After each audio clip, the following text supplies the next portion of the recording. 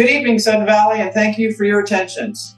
1 year ago this week, the Board of Directors voted to designate me, Joanne Jensen, as their agent, the General Manager for the Sun Valley Community Association. It has been a year of hard work, significant learning, and some satisfaction. As we continue to see improvements in the performance of the association, I would like to thank the board for their support and to share the association's achievements of the past year with the community. First, though, I'd like to provide some information about my management approach and the context of these achievements. My approach to management is based on the use of data to make informed decisions. Data comes from many sources, but a primary source for Sun Valley is the set of governing documents that define the association's purpose and the entities that have responsibility for managing it. Throughout the past year, as questions arose, I turned to SVCA's Articles of Incorporation, bylaws, rules and regulations, policies, and the paid legal and financial experts that support SVCA. Additionally, I referenced the Revised Code of Washington, also known as the RCW, which is the compilation of all permanent laws now in force within our state,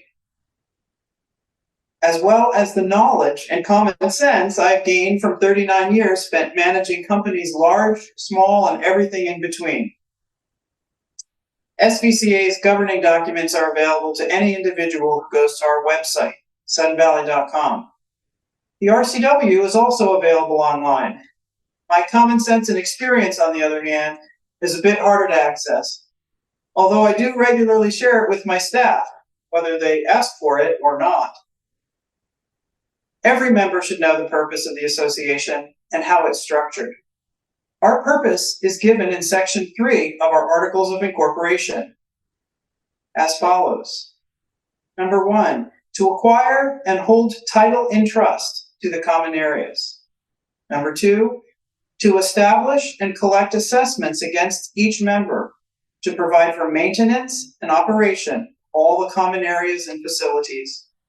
Number 3, to engage in social and community activities, including the development, construction, maintenance, and operation of any community facilities. The structure of the association is defined in Article 3, Section C of the bylaws.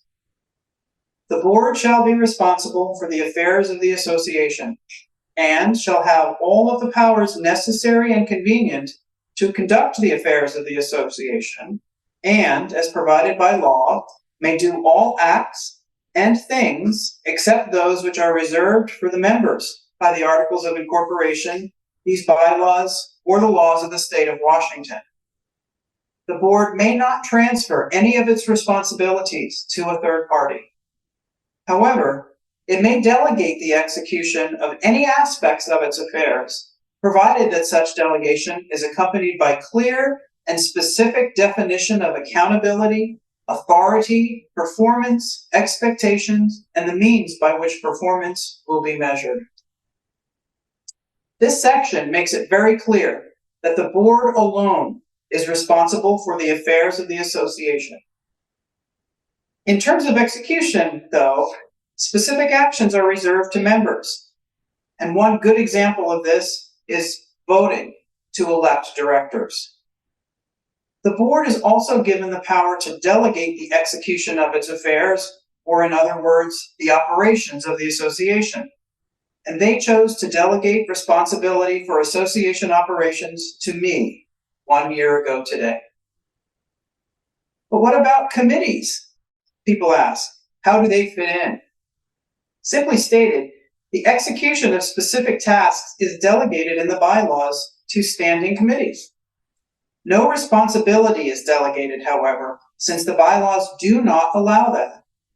The board of directors remains responsible for every action taken by any of their delegated agents, whether that agent is a committee, the general manager, or an external contractor with whom SVCA has a contract.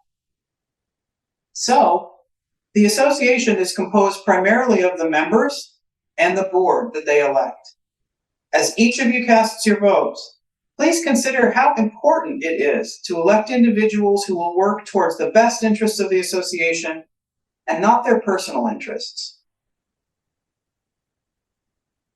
Elections can be very challenging. During this time, the community needs facts, not unsubstantiated claims. So here are 5 facts for members to consider. Number 1, SVCA is in a stronger financial position today than it was just a few years ago in 2020. This is clearly shown by a comparison of tables taken from the budget documents from each of the relevant years. These tables were included as part of the Town Hall budget presentation, which is posted on SuddenValley.com, and you can see those tables on pages 8 and 9 presentation. The table from 2020 shows that despite yearly increases in dues, shortfalls in needed capital funds will occur, requiring special assessments for both SURF and roads. The current table from 2023, however, shows no shortfalls, with dues remaining steady at the current level. Number 2, SVCA's financial reporting is fair and accurate. The association's finances are audited each year by an external accounting firm. For the last 3 years, this firm has been Larson Gross. During each year of Joel Heberling's tenure as SVCA's finance director, Larson Gross has given the association a clean audit with no findings. This is remarkable, considering that multiple findings were present in previous audits. The audit completed last year contained this statement. In our opinion, the financial statements present fairly, in all material respects, the financial position of Sudden Valley Community Association as of December 31st, 2021 and 2020, and the results of its operations and its cash flows for the years then ended, in accordance with accounting principles generally accepted in the United States of America. Number 3, SVCA is planning carefully for the future and taking steps now to ensure that our common assets are maintained. The capital budget that was presented to the community in the election booklet and at the recent town hall meeting reflects input from many different stakeholders that was gathered during many days, even weeks of work. First, department managers took inventory of all capital assets and their condition. This information was then used to update the capital planning spreadsheet and to inform the annual reserve study. A third-party organization called Smart Properties then finalized the reserve study, which contained this statement. Based on the most recent reserve study and other information available to the Board of Directors, the currently projected reserve account balances will be sufficient at the end of each year to meet the association's obligation for repair and/or replacement of major components during the next 30 years. Number 4, SVCA is working to maintain its road and drainage infrastructure. In February, SVCA contracted with Impact Design, a local civil engineering firm, to prepare a new 10-year plan for the maintenance of Sudden Valley's road and drainage infrastructure. As part of this project, Impact Design's team walked every mile of Sudden Valley's roads and inspected every mapped culvert. During this process, their inspection was so precise that they even discovered about 50 additional culverts, which had not previously been mapped. Their new 10-year plan is detailed and specific and will be used to guide planning and decision-making on infrastructure well into SVCA's future. While preparing the plan, Impact Design gave us this estimate of the repairs that they determined are needed.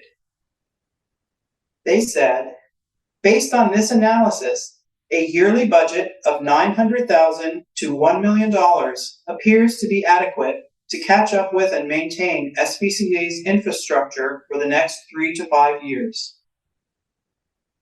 Impact Design's estimate was used to prepare the current capital budget, ensuring that SVCA has set aside appropriate funding for this important work.